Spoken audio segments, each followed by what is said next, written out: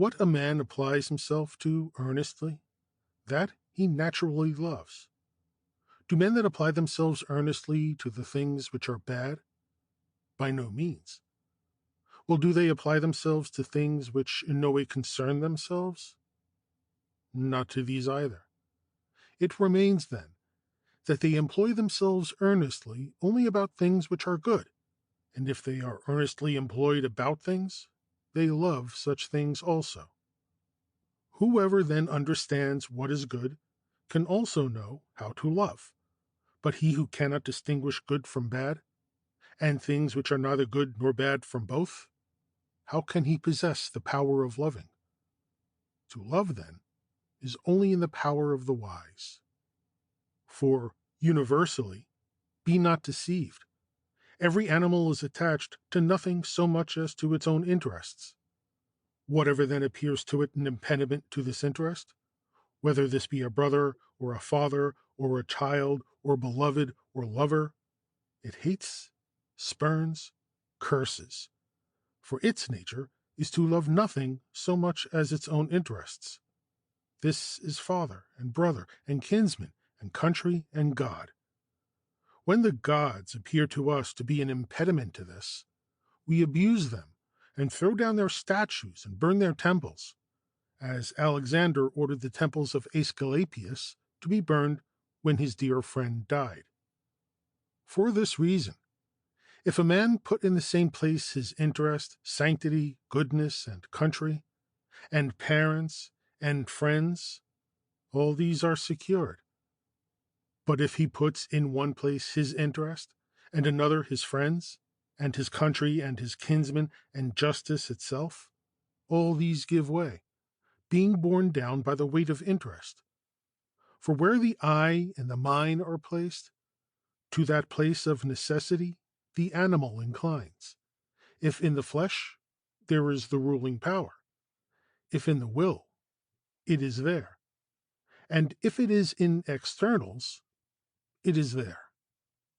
If then I am there where my will is, then only shall I be a friend such as I ought to be, and son and father, for this will be my interest, to maintain the character of fidelity, of modesty, of patience, of abstinence, of active cooperation, of observing my relations towards all. But if I put myself in one place and honesty in another, then the doctrine of Epicurus becomes strong, which asserts either that there is no honesty, or it is that which opinion holds to be honest or virtuous. It was through this ignorance that the Athenians and the Lacedaemonians quarreled, and the Thebans with both. And the great king quarreled with Hellas, and the Macedonians with both, and the Romans with the Getae. And still earlier, the Trojan War happened for these reasons.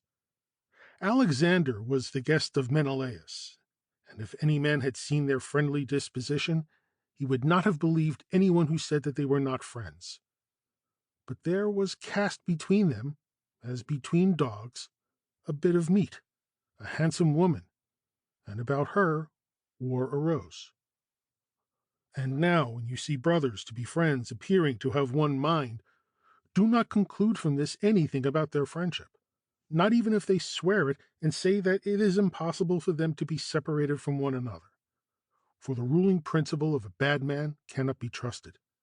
It is insecure, has no certain rule by which it is directed, and is overpowered at different times by different appearances.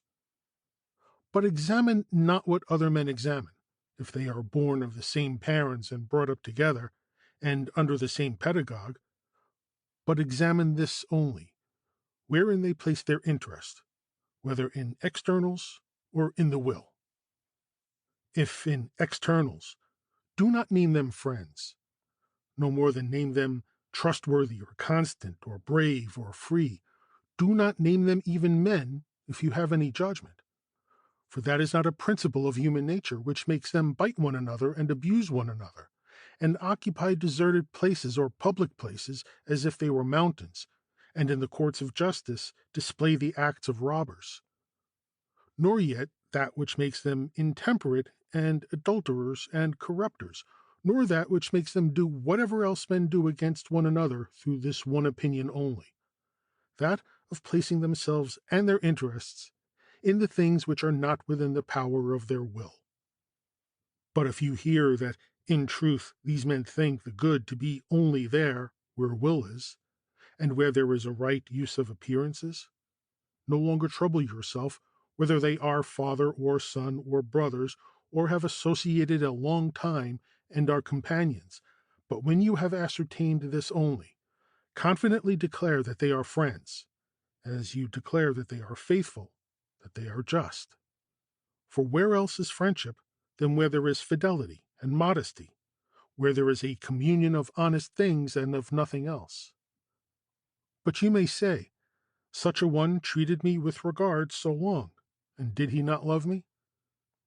How do you know, slave, if he did not regard you in the same way as he wipes his shoes with a sponge, or as he takes care of his beast? How do you know, when you have ceased to be useful as a vessel, he will not throw you away like a broken platter? But this woman is my wife, and we have lived together so long. And how long did Eriphyle live with Amphiaraus, and was a mother of children and of many? But a necklace came between them. And what is a necklace? It is the opinion about such things. That was the bestial principle. That was the thing which broke asunder the friendship between husband and wife, that which did not allow the woman to be a wife, nor the mother to be a mother. And let every man among you who has seriously resolved either to be a friend himself or to have another for his friend, cut out these opinions, hate them, drive them from his soul. And thus, first of all, he will not reproach himself. He will not be at variance with himself. He will not change his mind. He will not torture himself. In the next place, to another also who is like himself, he will be altogether and completely a friend. But he will bear with the man who is unlike himself. He will be kind to him, gentle, ready to pardon on account of his ignorance, on account of his being mistaken in things of the greatest importance. But he will be harsh to no man, being well convinced of Plato's doctrine that every mind is deprived of truth unwillingly. If you cannot do this, yet you can do in all other respects as friends do, drink together, and lodge together, and sail together, and you may be born of the same parents, for snakes also are. But neither will they be friends, nor you, so long as you retain these bestial and cursed opinions.